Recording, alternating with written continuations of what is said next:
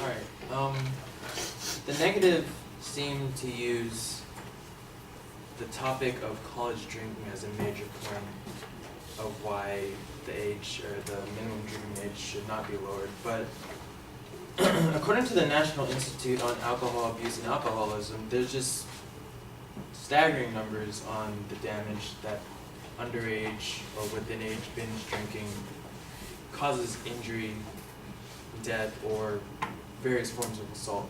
First of all, about 1,825 college students between the ages of 18 and 24 die from alcohol-related unintentional injuries. So that's 18 to 24. That involves 21, 22, 23, 24, but that also involves that key point between 18 and 21. So if you were to normalize it, I feel like that number would go down drastically. And, death aside, there's statistics on assault. For example, about 696,000 students in that age range are assaulted by another student who has been binge drinking. Binge drinking is a factor of that age range of 18 to 21, and it causes dangerous behavior that wouldn't naturally be there or wouldn't be as prevalent if it was more easily accessible and less of a big deal to be drinking at that age. And lastly, another thing on assault, about 97,000 students between the ages 18 and 24 report experiencing alcohol-related sexual assault or date rape each year.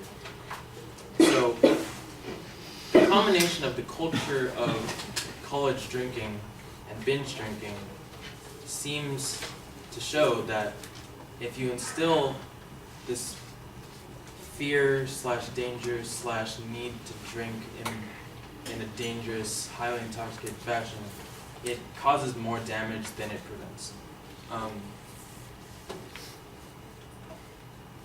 The negative also brought up a couple times that 18-year-olds can't do whatever they want to do, and they brought up the fact that things like smoking and gambling are not available to 18-year-olds. But the point that I want to make is that even though it's on paper, according to legislation or all that, technically illegal, these rules and laws are very commonly circumvented.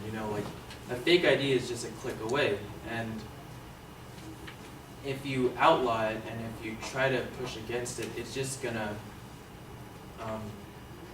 make it.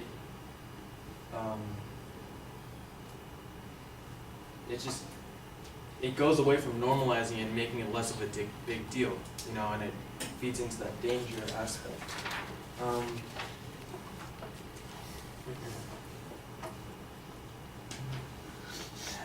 Okay. So, and the second negative argument, they claim that the MLDA, the multiple ages have been tried, and that they found that it makes no difference, or the differences work best when it is high at 21. But I would like to argue that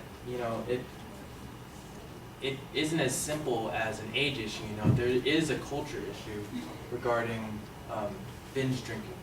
And changing a number won't solve it immediately, but the sooner you normalize it, the sooner you make it less of a big deal, and the sooner you